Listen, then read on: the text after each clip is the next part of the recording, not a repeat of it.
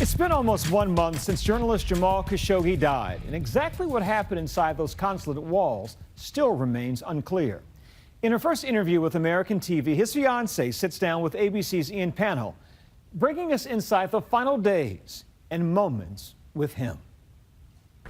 Yani bir insan düşünün 60 yaşına gelmiş. Imagine a man 60 years old who has accomplished many things in life. These are the last known images of Washington Post columnist Jamal Khashoggi. Ya da böyle bir olayın içerisine He was a patriot. He loved his country. He did a lot for his country. As he said goodbye to his fiancée, Hatice Cengiz, outside the Saudi consulate in Istanbul, they never imagined it would be their final farewell. Bu şekilde sonlandırılması. Whatever he thought or did, he didn't deserve this at all.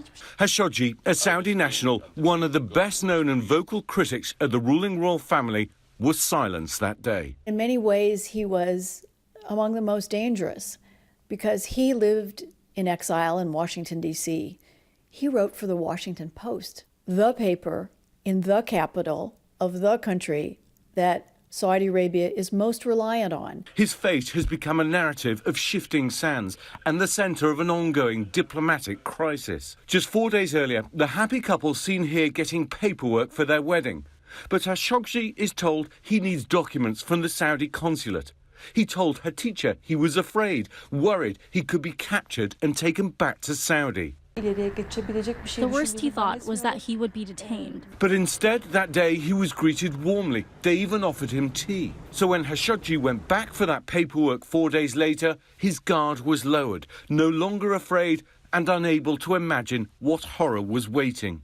After waiting 5 hours outside the consulate, she reported him missing. When I mentioned to my best friend about Jamal not coming out, he told me that there could be a possibility of him getting hurt. I thought that something really bad happened. I started to get worried.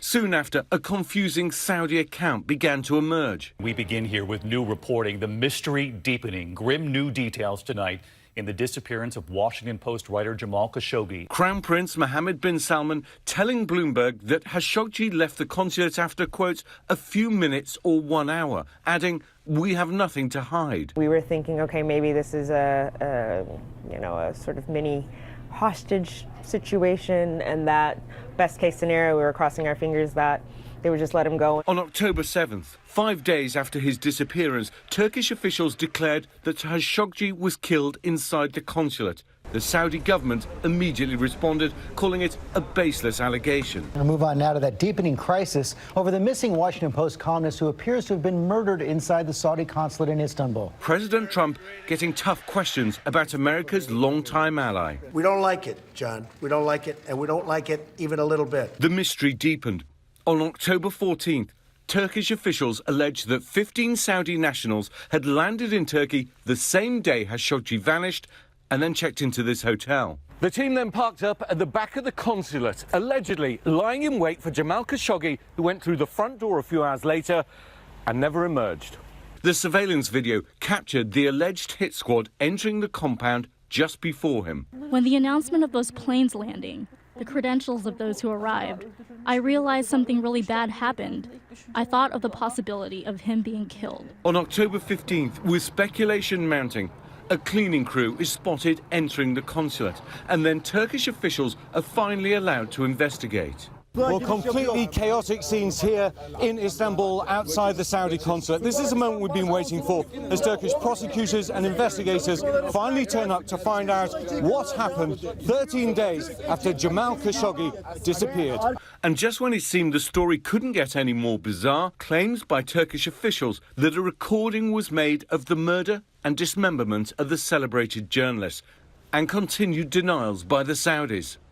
But then, October 20th, a stunning admission. The Saudi kingdom claimed that a fistfight at the consulate had indeed led to Khashoggi's death. It took 17 days for them to admit they killed him, first saying in a fistfight, later saying he died in a chokehold position. A claim many found hard to believe when so many signs pointed to premeditated murder. And his bereaved fiancée, still hoping for closure, desperate for answers. As of today, we still don't know where Jamal's body is. There is still no explanation about this. He did not have a funeral yet. This is not acceptable in Islamic rules. ailesi olarak bizim gayet doğal bir talebimiz. What is your message to the United States, to President Trump? In reality, the language of diplomacy is just not enough. Açıklamaların kamuoyunu aydınlatmak için yapılan. This is a very big breaking point in the Middle East.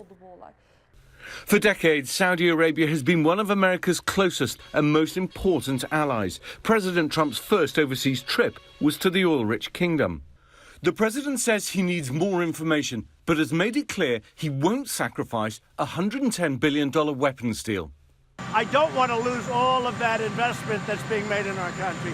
I don't want to lose 1 million jobs. The fact that so many Americans in particular have been outraged and saddened by what has happened to Jamal should fundamentally force a rethink in the U.S.-Saudi relationship.